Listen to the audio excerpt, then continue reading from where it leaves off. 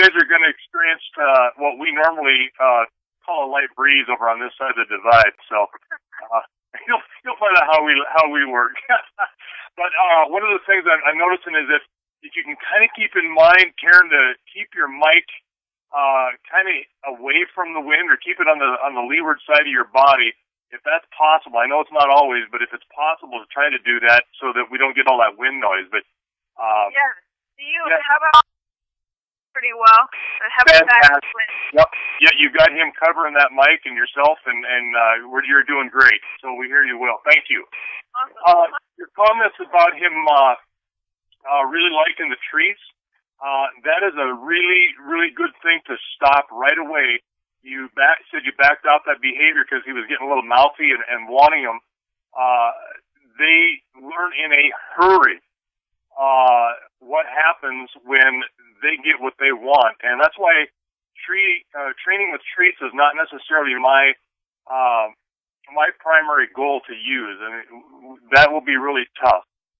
You'll create inadvertently some poor behavior, and not that it can't be used. I know horses that use it for trick training.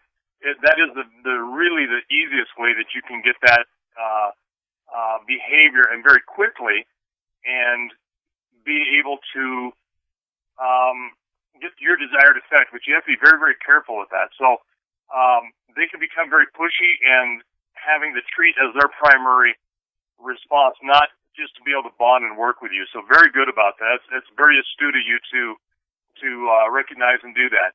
So I'd like to also, I know I'm kind of dominating some time here with you, but I'd like you to talk about his vet visit. I had some concerns about his teeth and possibly retaining caps, maybe having some hooks grown into his teeth. What can you tell us about that? What happened on the trip to the vet? So the overall consensus is Mystery has normal sized teeth with a very small head. And Dr. Richardson from Blue Mountain Vet, he was the one that did the teeth. He did a great job. He did need to float them, but he didn't really mention anything in specific about having some major hooks or retain caps, but he did say that he'll probably need his teeth done more often just because of the size of his head. It was a pretty interesting day. Since he's come back, he seems actually pretty good. He's not spilling any food out of his mouth. He wasn't doing it a ton before, but he's not doing it at all now. Can't really tell whether or not he's put on any weight. Dr. Richardson did mention he really just needs muscle more than anything, which is totally understandable. He's a young guy, so that comes with time and training. As for the visit, I wasn't here when you dropped Mystery off and realized I never really asked you how you trailered, so it's kind of a surprise for everybody. I was a little worried having to close the divider.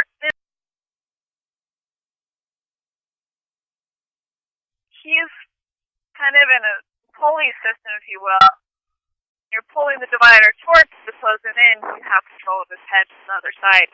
And as I closed the divider, he felt that, and he didn't react really when it touched him, but when I asked him to move over into the stall, he kind of balled up and wanted to back up real quick. And he didn't even touch me, really. I kind of backed up, but he seemed to know exactly where I was standing. I talked to him. I had his head, but you can't do much other than hold their head. You can't do anything with their hind end at that moment. And he really responded. He knew where I was, and he stopped himself. Yeah, horses are naturally more of a claustrophobic animal, if you want to call it that. They're not really used to being confined. So trailer loading, trailering is not exactly the most natural thing in the world for them. So, and when you use a divider or you pull them up into the trailer, and you say like cross tie their head or tie them relatively short, and then you put essentially a wall between them and where another horse would go, then it will be very disconcerting to them, especially the first few times. Even with it being a relatively non-event. So you're confining them and keeping them from being able to escape to, keep themselves alive. It's just basic survival. So the work that you're doing right now with him, this bonding, and the reason why I like to talk to him, I think I mentioned that earlier, some trainers don't talk to their horses, or will say you don't need to, or don't talk to them. I'm a real big believer in talking to them and using the tone of your voice to either discipline or to praise, and mostly to praise and reassure. I have had occasions where I've been in the mountains with a pack string, and things will happen. I mean, they just do. And I have a horse that went around another horse and pulled him down and tipped him upside down with packs on. And, that's what we call a wreck. And I've been able to just talk to the horse. And I've had people with me on these types of situations, and they watch this horse and they go, "Oh my God. And I can't believe this horse didn't blow up." But what I'm doing is I'm just talking to them, call them by name, reassuring them, tell them it's all right, you're all right, good boy, and then just go up to them, and I've been able to unhook everything off of them while they've been literally upside down between logs, completely take the saddle off, help them up, and they just stand there and have people just totally amazed because, again, they're looking for you for reassurance, and if you give it to them and you let them know they're okay, they will respond in kind. So him knowing that you're there and that calmed him down, I'm sure you talked to him without you maybe even realizing that you were reassuring, but I'll just about bet you were, knowing you and what you're doing is a huge, huge thing to drive home some of the trust that he is going to have in you and that you're developing. So if you'll think back, I'll bet you did talk to him, tell him it was all right. You just reassured him because that's kind of what we do, and that will help. Now, when I brought him down from the ranch to my house, a couple of days before I came over to Missoula, or went over to Missoula with him, he had a little bump on his head, on his forehead, where he scraped some skin away. He had fallen down in the trailer on the road, so we didn't necessarily have a great time, but just because of your bonding with him and me working with him just a few times that we did, I would imagine he wasn't really difficult to load in the trailer. Can you speak to that? Yeah, it's funny how well he did knowing that now. I mean, I used to have a mare who I just could not load because she had been in some scary trailers. Her whole trailering life had been scary experiences, and any trailer I tried, she wouldn't do it. And for him, I mean, that must have been probably his first and only trailering experience, I'm guessing. Is that true? As a foal, he trained her with his mother and I'm talking, 7 to 10 days old. So after that, he really has not trailered at all. I mean, that's really impressive for as young as he is, and to have a really traumatic experience falling over. If we fall over, we understand what happened, but a horse doesn't get that, really. So I'm really impressed. That's right. Paula asked a question that she says, in the situation, should you keep holding the lead as it is through the divider or through the loop and draped over the divider, or should you let go of it? And that's a great question because it's kind of, again, everything is in context. Now, I'll keep saying this over and over. But, Paula, when you have that horse, if he's able to be contained, there's no reason not to let go of that lead rope as long as you can control the horse's head and you're not going to pull your hand or fingers through a loop. Your safety is the primary thing. And I don't like to let go of a horse because if they get away from you, then you just taught them that it's okay to pull back or to try to throw their head away or to try to take that lead rope away. Yeah. If it is no matter your safety or breaking fingers or something like that or where you can get your arm caught, by all means, let them go. Your safety is not worth, one bad miscommunication or mistraining with a horse? So it's a really good question, and that's the way I would look at that. So, Taryn, maybe to that specific situation, you could answer what happened during that. Well, I did know that even though in that situation you can't do much to control their hind end, at least you have their head. And with that system, you can pull them forward when you're behind them. So I wasn't going to let go of that rope if I had a choice. That's right. Yep. He had a bigger blow up and I let go of the rope, he could have squashed me or stepped on me. So I definitely think, just like you say, if you are in a situation where you're going to get injured, let go. But in most cases, it's better to hold on to them. And on your point of teaching them to pull back, I've talked about this with a lot of people. That horses learn by a release of pressure. So if they get away from you, there's your instant release. That's right. You've rewarded them without trying to. That's right. Yes. All right. Let's. We talked a little bit about that. One of the things I just want to talk about to go on is with the vet when Doc Richardson was out, or you took him to him, and he looked at his mouth and said he may need to be looked at with his teeth more often than normal. How do we know when he should be looked at?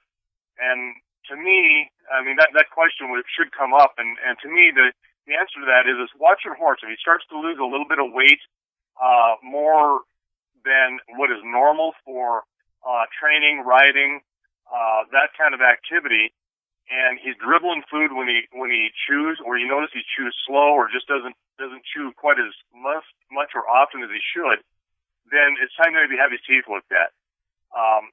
His weight loss or lack of weight gain is also conditional upon the stress that's in his life. Now, right now, he's even though he looks nice and calm and he's standing there with Taryn and things are great, this is still stressful on him.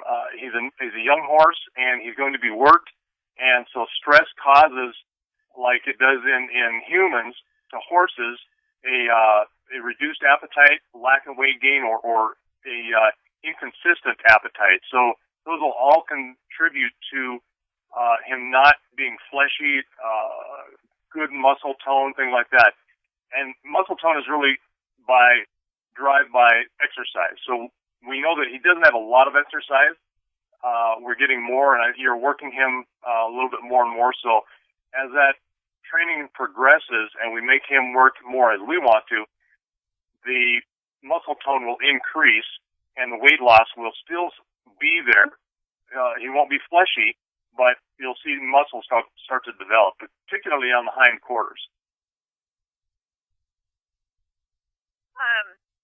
I guess we could talk a little bit about him being in the herd, since you haven't. I think the last time you talked, we were still in the North Pasture. That's correct. So it's been pretty interesting. I'm a little surprised. I thought that he would be lower on the totem pole just because he's kind of a flighty guy. He's pretty dominant. Annie has charged him a few times, and he just stands there. He doesn't care. And chased Dallas away from her food. He's pretty up there. So I'm a little surprised by that. But he doesn't, that hasn't carried over to being with me at all. Anyone that's come in here to feed, when I come to work with him, he's still, he's progressing a lot, but he's still the same. He's submissive and a little flighty. He hasn't tried to cross any boundaries yet. But it is interesting. He holds.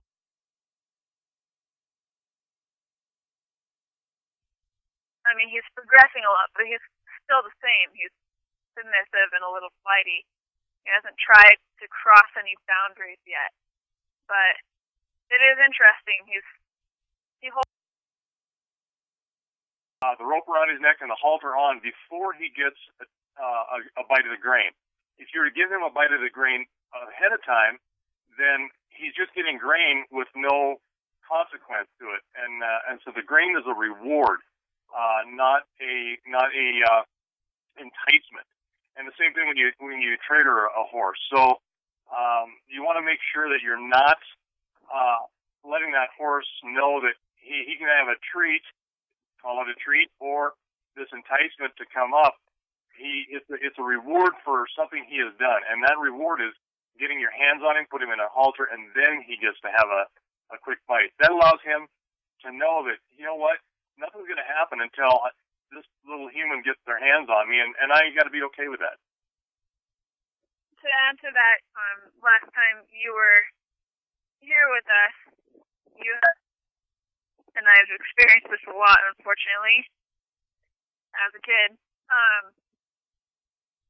Greening or treating a horse before you do all of that, and all of a sudden they realize, okay, well, I got what I came here for. See you later. And even I've had that. There was a horse I used to work with who, we're talking about horses you can't catch. He was probably the worst of them all. And he'd stretch his neck out. And you think, if I give him a treat, maybe he'll want more. And it just made the problem worse. So it's kind of right. The thought process behind that is really their thought process. They're in it for what they can get out of you. That's right. Yeah, you are exactly right, and it's a good point you're making. That they're in it for them.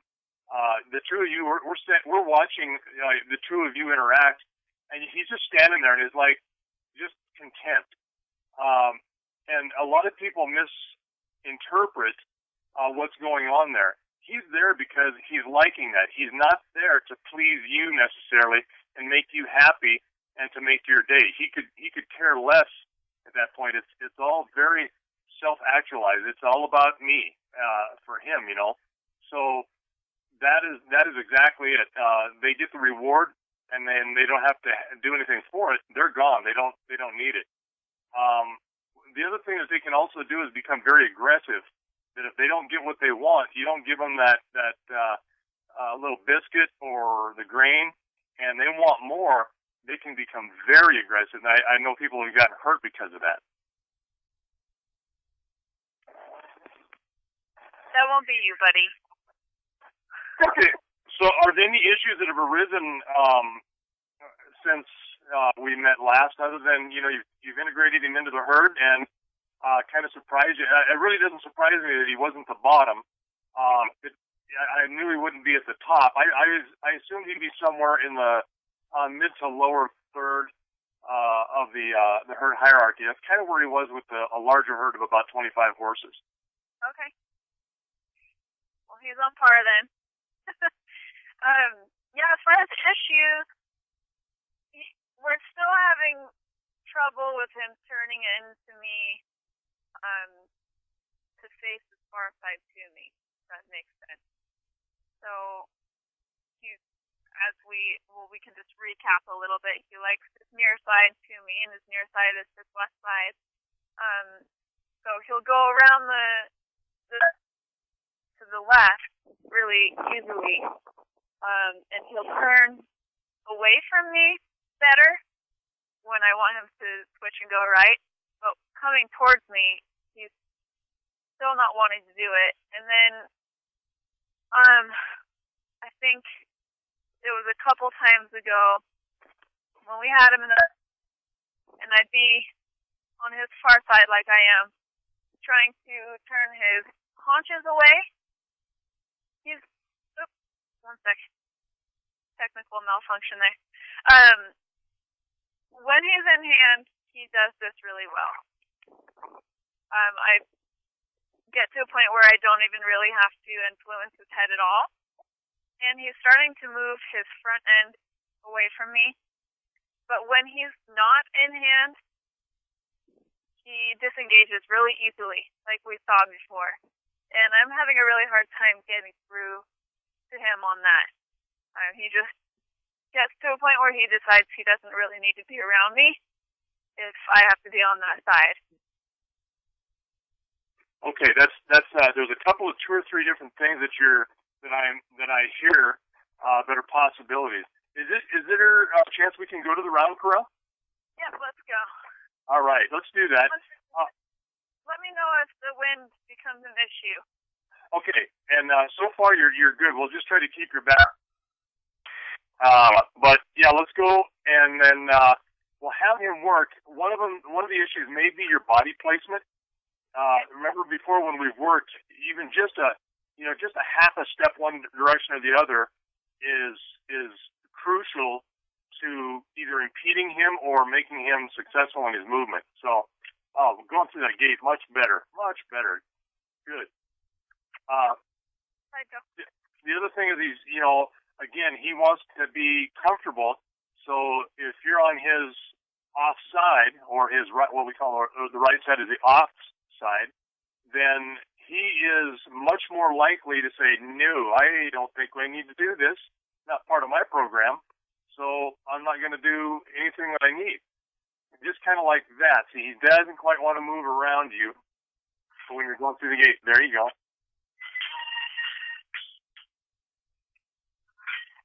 Yeah, so he just kind of hung up there and wasn't quite, as you come through the gate, wasn't quite as fluid as he was on the other direction. You're having him turn the other way. So you might have to just get a little bit more animated about bringing him on, through, and around. And if he doesn't move, don't be afraid to push that hind end around and make him disengage to push around. Okay. This will be interesting with slide around.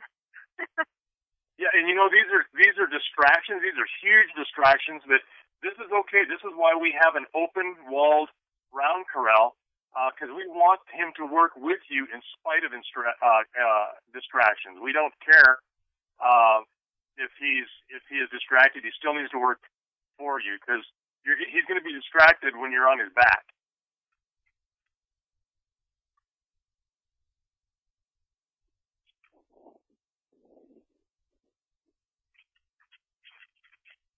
Funny, he wants to cut the corner right here.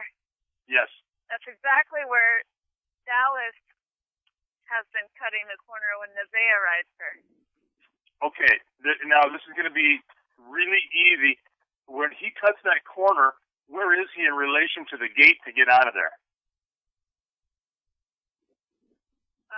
As far away as he can. Yeah, that's right. So what he's trying to do is they're thinking about, you know what, I just want to be done with this. I don't need to be in here, so I'm gonna just cut myself short across, and see how he hangs up at the gate and he looks at it and then he moves.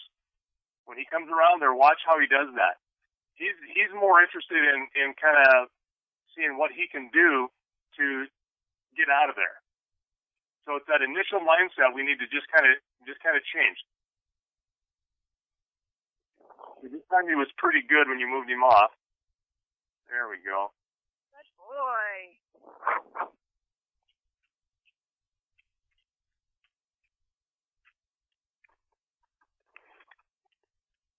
Okay, one of the things we need to do is work him on his offside. Start working him first on the offside. Work him on the side that is most uncomfortable for him until he calms down. Right now we're working him on the near side, and it's comfortable for him. So let's make him uncomfortable and always start on his offside first. Good boy. There you go. That's not a bad turn. You could have turned a little bit more and put your back parallel to the rail. You were kind of pinching him off a little bit when you made that initial turn towards you. Remember how we talked about opening the door? Yeah. Yeah, just open it a little bit more for him. One of the things we also need to do is slow him down. Let's just have him walk instead of going really fast. Let's just walk. He's really amped up. Yeah, and part of that is, as we talked before, is the wind. So we just have to know that. But I also use these weather conditions as a tool for me to train, because there are times you can't simulate taking a couple of their senses to keep them alive. You can't simulate taking those away until you have the actual conditions. Mm-hmm. There you go. Let's just have him walk. keep him moving, but don't let him go fast. Now what you're doing is you're controlling him. You're controlling his speed. And look how, when you do that, he's turning his nose away from you. Look how uncomfortable he is. Yeah. So don't let him move. And I know it's going to be very difficult for you to just keep him at a walk, but the second you see him start to tighten his muscle to pick up a little bit faster pace, slow him down immediately when it's in the thought stage. Don't let him do it physically if you can help it. Okay. Of course, you got Bonnie and Clyde there helping you out, so that's still good stuff. Easy. Easy. He just went off on his own. Easy. So he's kind of in mystery world right now.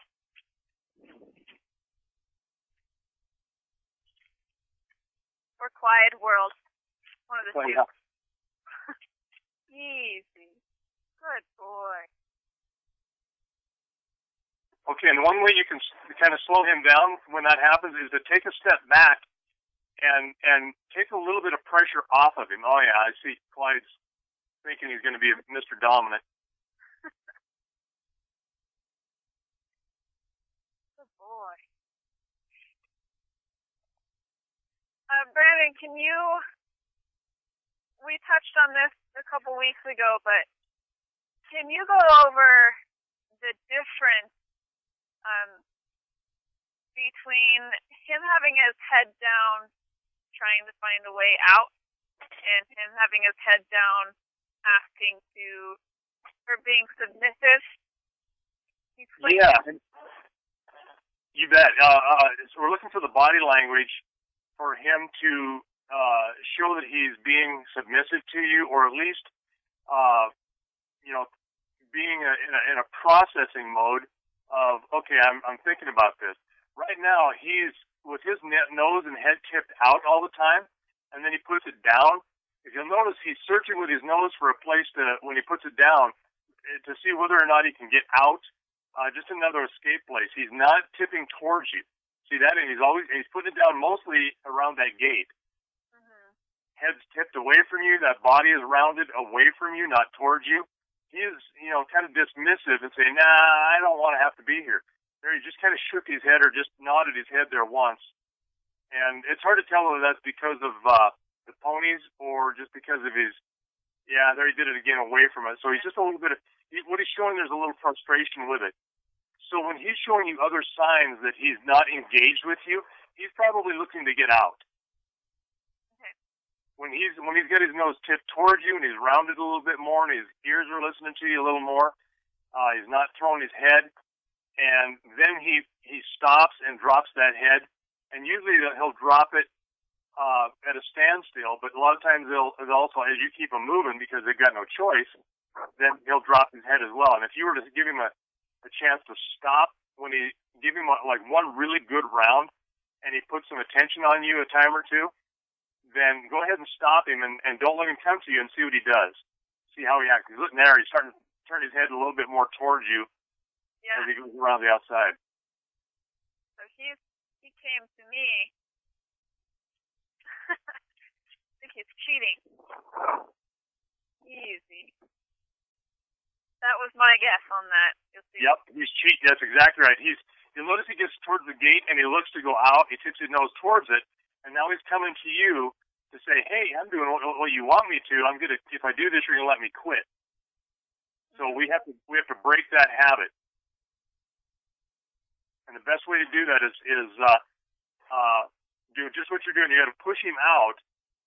There, you're doing really good. I know we're on about a 13-second delay, but you're maintaining a nice walk. Okay. And there, and any time I would just stop him, but keep him out on the rail. And if he doesn't do so, then push him back out and make him stop again. Good boy. For any of you who didn't hear, all the horses out in the south pasture kind of fighting a little bit. It really got him excited. So when I just tried to stop him, he almost ran it. Well, not literally almost ran into me, but you had mentioned a couple of weeks ago teaching him to stop and just backing up until he has to stop until he'll run into you, and that's kind of the first time he's actually done that. Okay. Yeah, you know when he stopped there just before you got him going, he put his head completely over the top of the rail and away from you. Yeah. So he's just not. He doesn't care.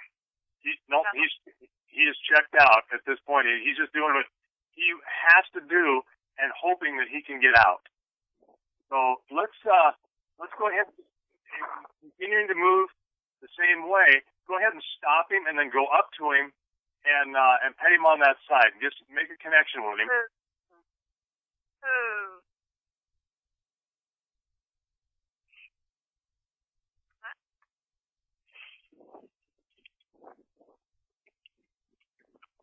So he really wants to come to me. I sent him back out.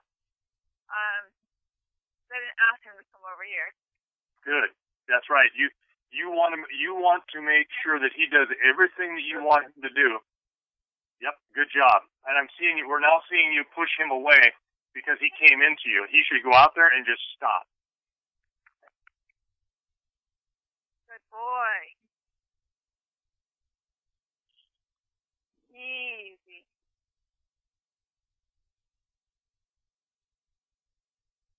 Ooh.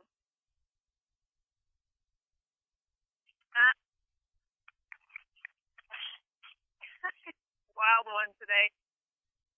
Yeah, and that's a challenge with the wind. I mean, it really is. So what we're going to have is kind of more of a not as good a training session, but we'll work on the very basics that he needs to work on, and that's exactly what you're doing now. Ooh. Good boy. Okay, it's just an umbrella. Good boy. Ooh. Huh? Ooh. Good boy. Ooh. Ooh.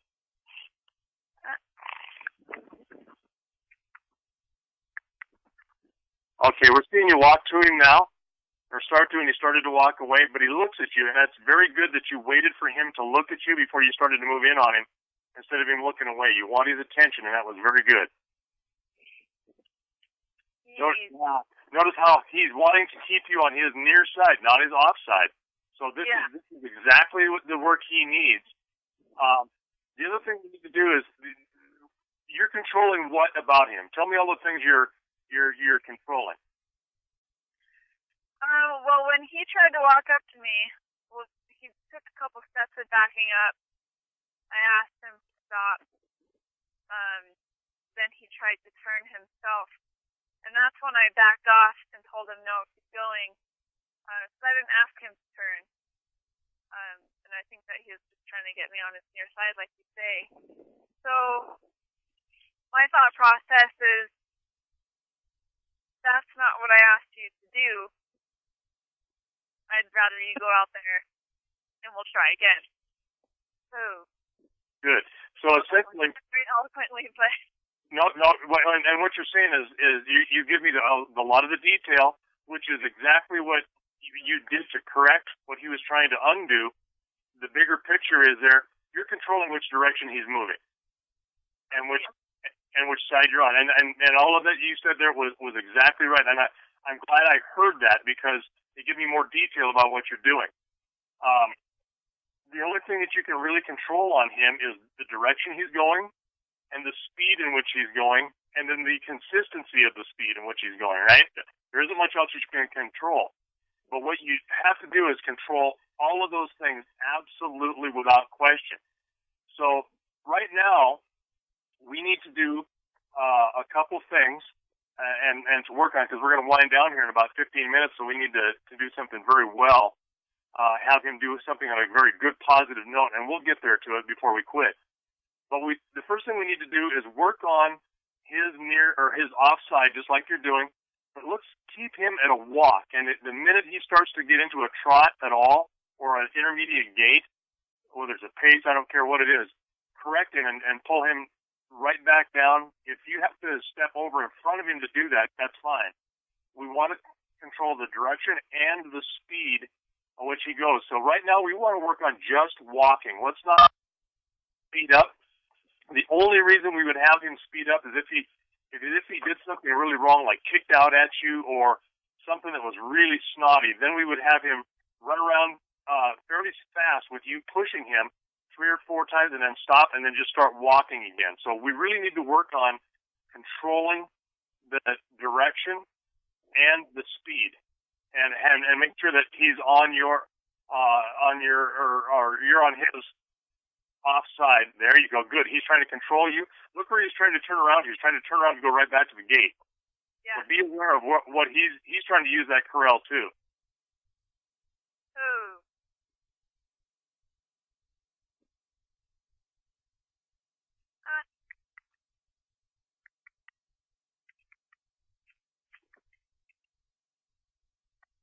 Got stopped up.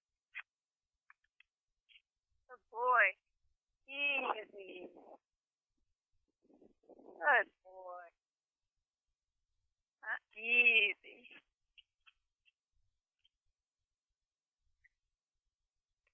It's easier said than done to keep them at a walk. Yes. And that's exactly the point, is that you need to be able to control him. And this is this is mental control. This isn't about the physical. He's just displaying what he's thinking and what he's feeling. And so this is all about mental control. And with you just being in the center of the corral or off to the side, that absolutely controls him. When you step in front of him or move him or make him go around, then mentally he's going, oh, she made me stop, or oh, she made me turn back. You know, he's thinking those things, and he'll get frustrated. He'll throw his head, but that's part of that process. That's the frustration that we go through when we learn, and lose control. Nobody likes to lose control, and so you'll start to act out.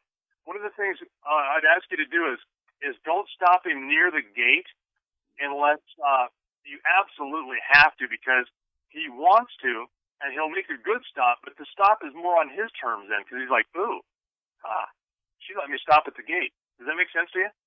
Yeah. Ooh. Gotten a little rusty not coming out here very often. Ooh.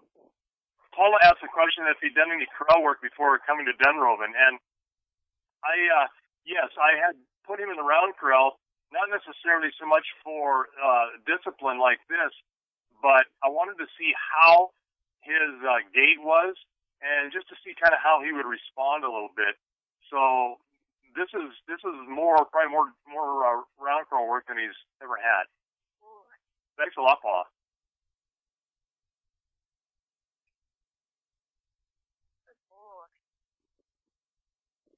Now, having these outside influences like this, these ponies, is actually, it's harder to fight through this as a trainer, but it's actually very, very good too, because you can get to him mentally in spite of all of this distraction, and you can kind of set yourself up for a really good or a really bad session, depends on whether or not you can control it or not.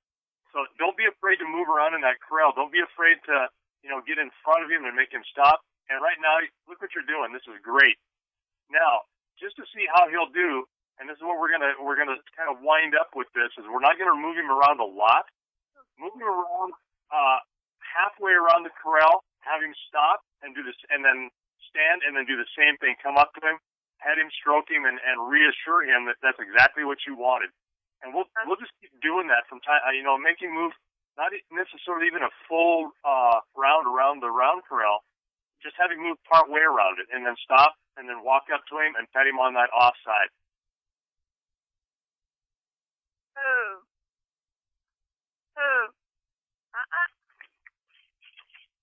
Easy. Ooh. Oh, it's a little slow today. Good boy. Oh.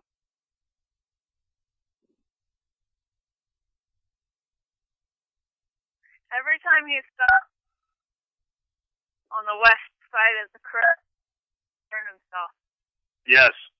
Now I saw you do a couple things there when he moved away. Uh, he moved and you tried to stop him and then he turned towards you and Yeah. you had to turn him back around. One of the things you did is that you got in front of him to stop him a little bit, and that allowed him to turn. So you might step back a step away from him so that he's got a little bit more area where he's less pressured. Okay.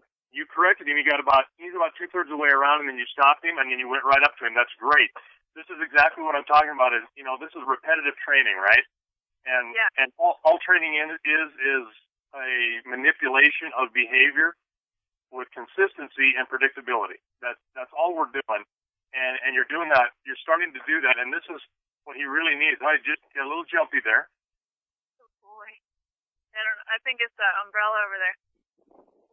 That's okay. There's nothing wrong with that. Just and I would not remove that umbrella. I can't see it in our screen, and that's okay. It doesn't matter. It could be right there in the corral.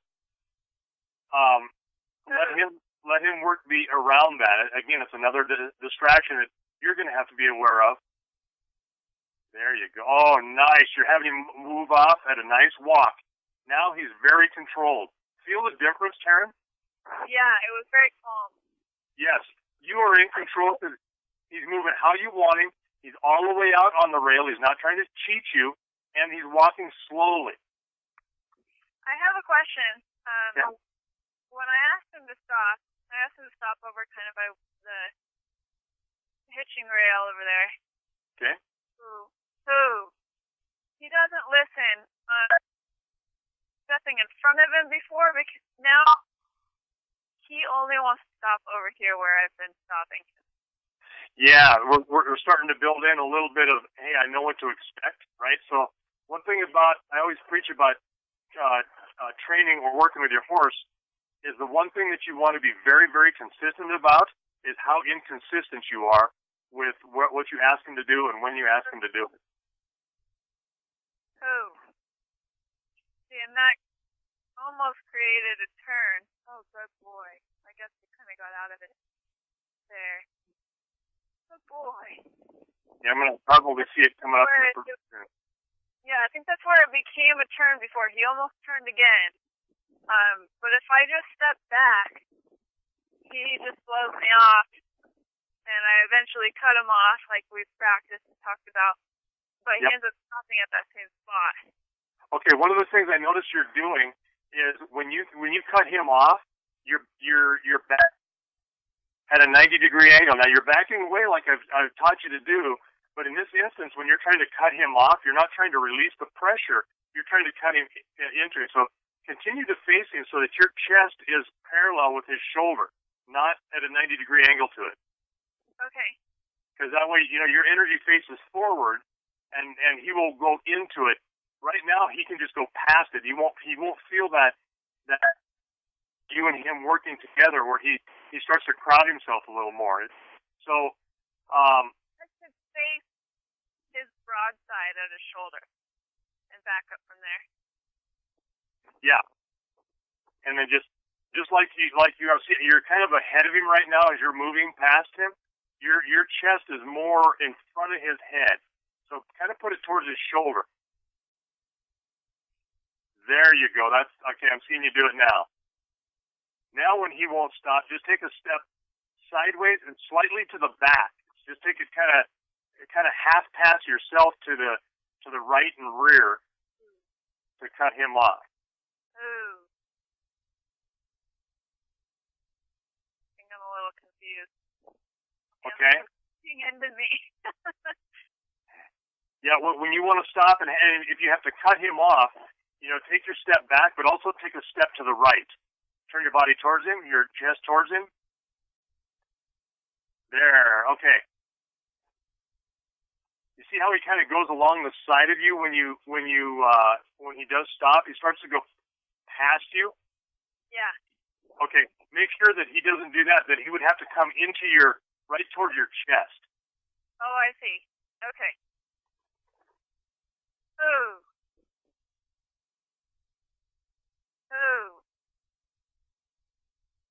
I think he just decided to smell poop and said stop. Oh. See, he just walks up to me, which I guess in any other situation is not so bad, but not really what I want. And he hasn't really stopped before, but I haven't had him in the round pen for probably a week. Okay, that's okay. There's no, yeah, I see that, and it's hard to stop him. Instead of the only thing you can do in order to keep him from doing this, and which I would do, is to come at him so that he does stop. And if he turns away and turns the other direction, big deal. Your primary objective is to make him stop. Good boy. No, I think I can hear. We got this delay, so what I hear, there you go. That's a little bit better. Stop. There you go. That's better. Much better. I'm seeing you stopping him. He's still creeping towards you. So what he's doing is one of the 4 deadly sins, remember? Good job. You pushed him away. He's pushing. He's pushing you, yes. So you can't allow. He's got himself on his more comfortable side so that you're on his. There you go. I'm seeing you moving back around now so that he is on, or you are on his off side. So good job. So notice how he's not wanting to stop as well as he used to? Yeah. Okay, that's part of that push. He's pushing through that. And so what we want to do is, for the last few minutes here, is we want to get a couple of really good stops out of him. And it's difficult to do at a walk. It's much easier to do it at a higher speed. But again, we got to go back and make sure that he is comfortable at this slower speed. So really work on a really good stop and then go up to him. So you're going to have to cut him off. Oh. And we'll just do a couple of those, and then we'll be about ready to quit. Good boy.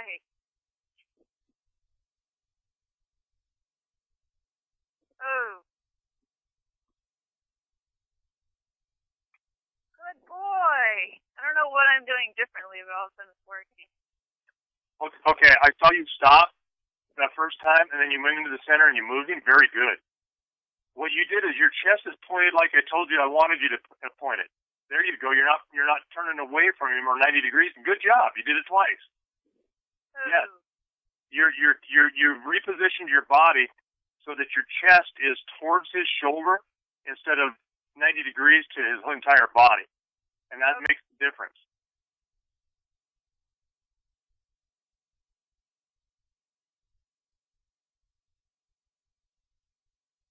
Oh. Okay, that last one that I just saw you do, I think it was the one before this one. You're starting to get a little sloppy. You're getting towards your chest is pointed more towards his hip instead of towards his shoulder or his face. Okay. So really concentrate on your body positioning. It's gonna make a huge difference. Yeah, same thing on that one. Now this next one should be pretty good. Oh. Good. One felt a little better. Okay.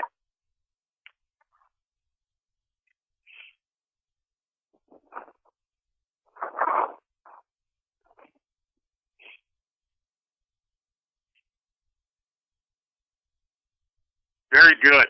That last turn I just saw you do was very good. And then he's trying to turn away and you turn him back. Very good.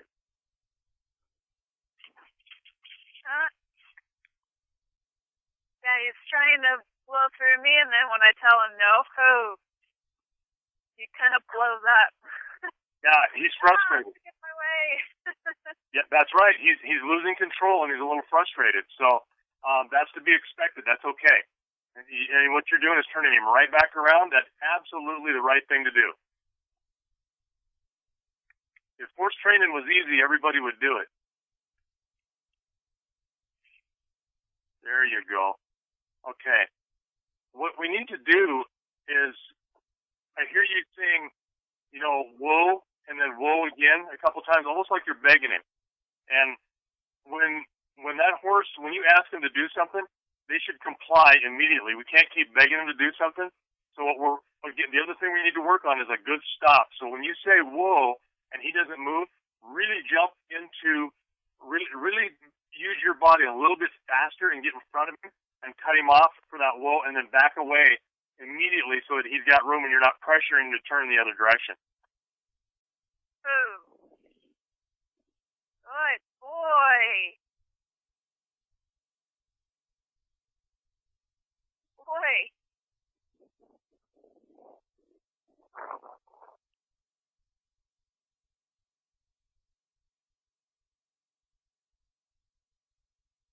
That was better.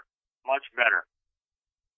And what we can also do later on, I want to get the stop really well. Good job. And it is having him, go a few steps and stop, a few more steps and stop. And when I say a few more, I say, we're going to have him go 3 steps and stop, and then 2 steps, or 7 steps and stop, wherever you want him to do.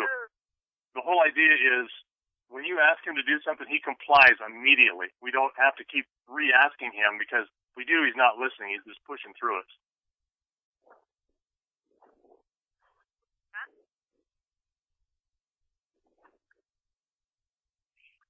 If you can get one more really good stop out of him, Taryn, and your body positioning is much better now.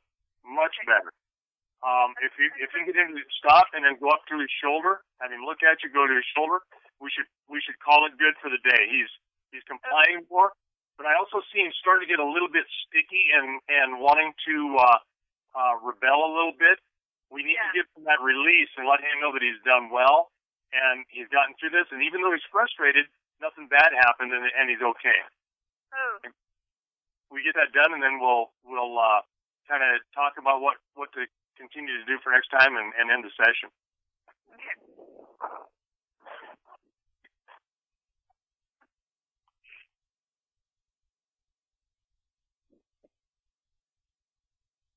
Oh.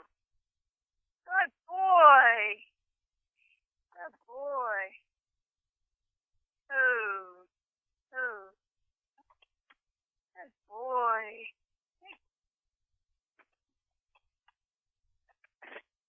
Good boy. That's it, buddy.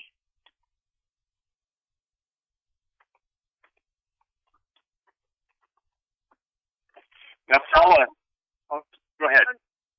Well, I think it's interesting that we worked him almost entirely on this side. Can you explain why you wouldn't do less work on this side and more work on the other in the hope that he would, what am I trying to say, kind of get sick of the other side and realize that we're being worked on this side is more relaxing? Well, there's a couple of things you said there, which is good, and one of them is hope that it happens. You never want to hope that something happens. You always want to control it, right? That's a good point. Okay. Yeah, and the other thing is we don't want to make them sick of something to do so that they'll do something else. Because when you do that, then they start making their own decisions that, you know what, I don't want to start doing this, or I don't want to do this anymore, so I will do something else. It's not their job to do that. Their job is to do what? Do what you want them to do. And what decisions do they make? To decide to do what you tell them. Very good, young Padawan, yes. Yeah, the only decision they're to make is the decision to follow your instruction and do what you've told them to do. Very good.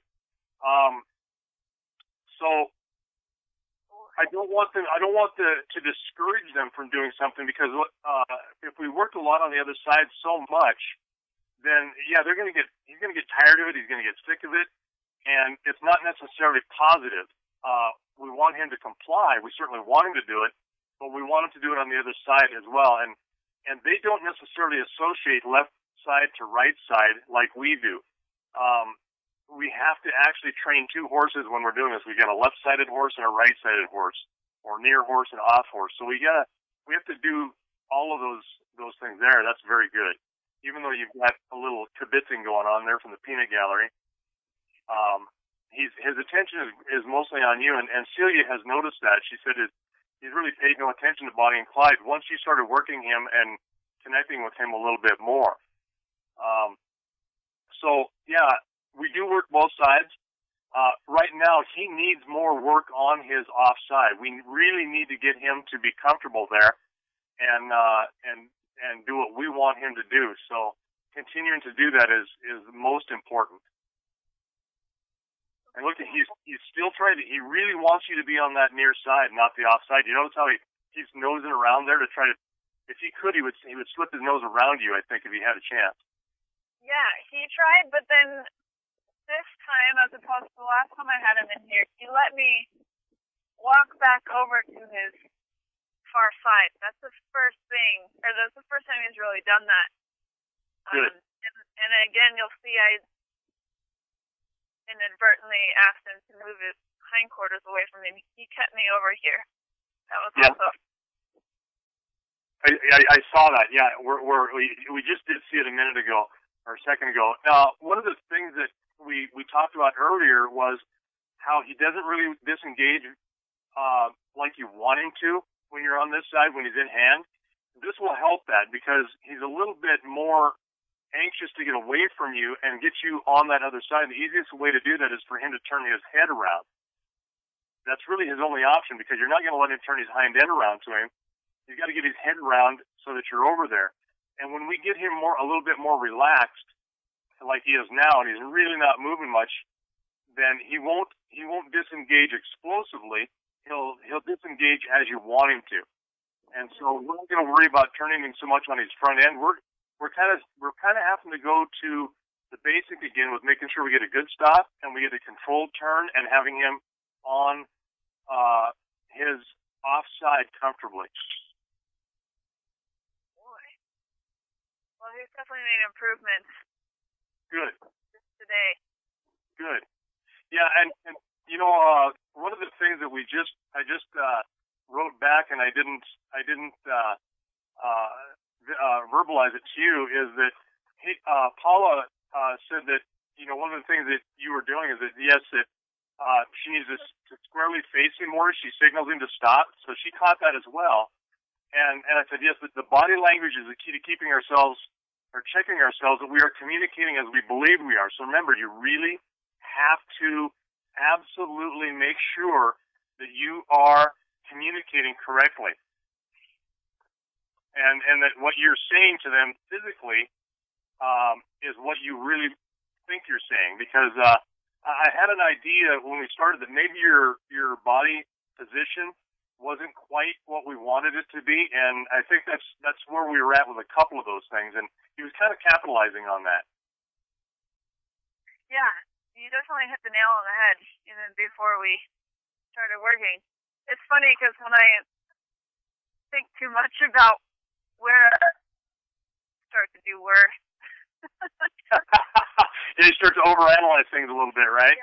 Yeah.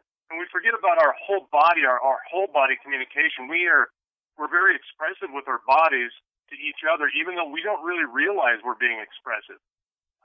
And they are such visual animals and driven by body language, as we talked about before, that it's a big deal to them.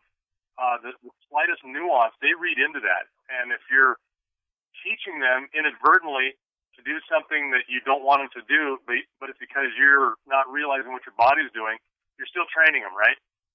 Yeah. Yep. Definitely. All right. You know, I think we've kind of gone over time a little bit now, so we probably better wrap this up. But I think that's been good, Taryn. Work on the control of being on his side, one, and the nice slow speed. Let's get him used to you being over there, and good stops. And if you can do that with really good body language, it's not much, but it is. It's huge too. And look, yes, he's already trying to move you over there. So good job correcting him. Good job. Very good job today. Great. Well, thanks for joining us, Brandon. It's good to have you back. Oh, thanks. You bet. We'll look forward to seeing you guys next Tuesday at 1:30 as well, and we'll I'll check in from time to time to see if I can snoop on you training and see how you're doing. And I'll kind of hang here for a little bit, and if anybody else has any questions, then I'll be happy to answer them. Great. Thanks, Brandon. Take care. Thanks, Karen.